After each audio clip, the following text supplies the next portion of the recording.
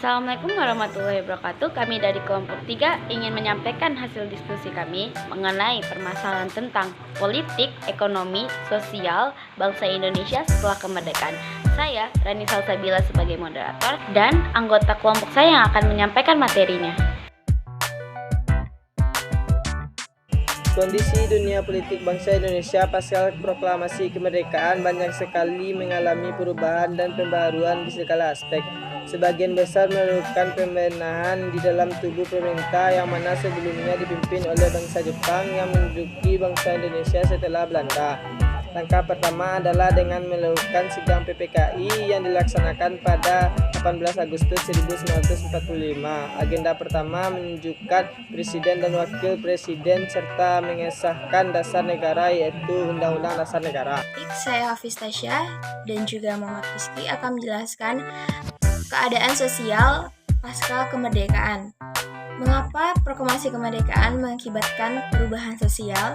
Itu terjadi karena proklamasi kemerdekaan menyatakan bahwa negara Indonesia itu telah merdeka.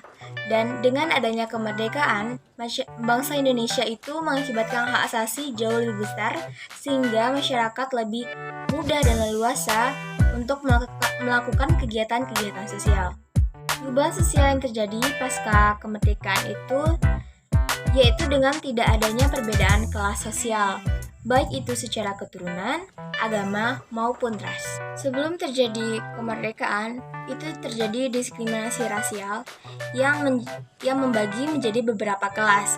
Saat itu masyarakat Indonesia lebih didominasi oleh warga Eropa dan juga Jepang. Sedangkan sebagian besar pribumi hanyalah rakyat rendahan yang menjadi pekerja, para bangsawan, dan juga penguasa. Pasca diproklamasikannya sebagai negara yang merdeka, tepatnya pada tanggal 17 Agustus 1945, kondisi masyarakat Indonesia belum stabil dengan masih sangat kacaunya, baik dalam bidang sosial, ekonomi, maupun politik.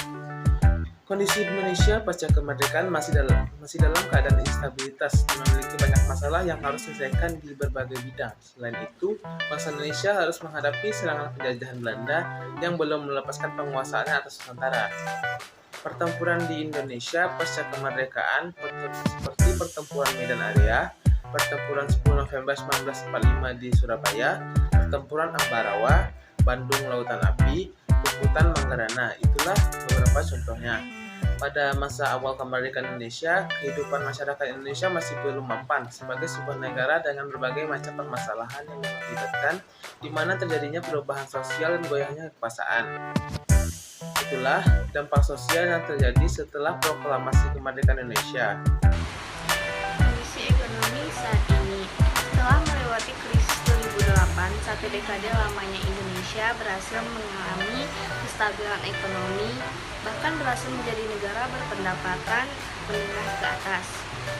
Namun, dikala pemerintah sedang berupaya untuk mengoptimalkan kondisi perekonomian negara Indonesia, pandemi COVID-19 serta dampak negatifnya terhadap aspek kesehatan dan perekonomian justru mengacaukan kembali tatanan perekonomian negara yang tengah stabil.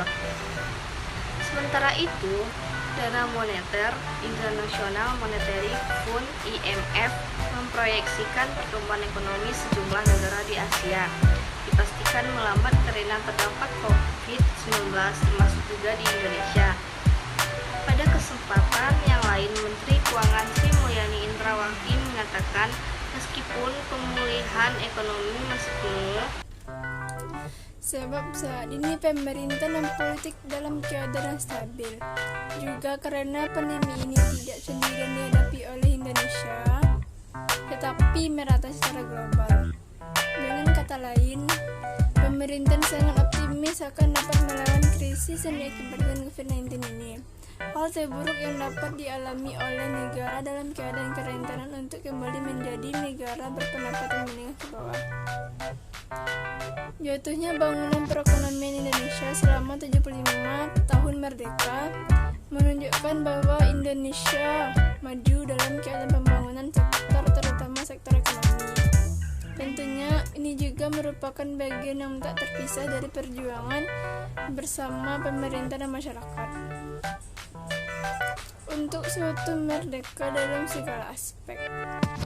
Jika perekonomian suatu bangsa menentukan masa depan bangsa, maka berilah melalui tulisan singkat ini para pembaca dapat berziarah sejenak ke masa lalu, melihat kembali masa-masa yang sulit yang telah dilalui bangsa ini. Maka optimisme perlu kita pupuk kembali dalam menghadapi krisis yang masih berlangsung saat ini oleh karena COVID-19.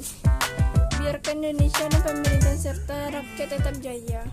Sekian penjelasan hasil diskusi dari kelompok 3. Jika ada yang kurang atau yang salah, mohon dimaafkan karena kita sama-sama belajar. Wabillahi taufiq wal hidayah. Assalamualaikum warahmatullahi wabarakatuh.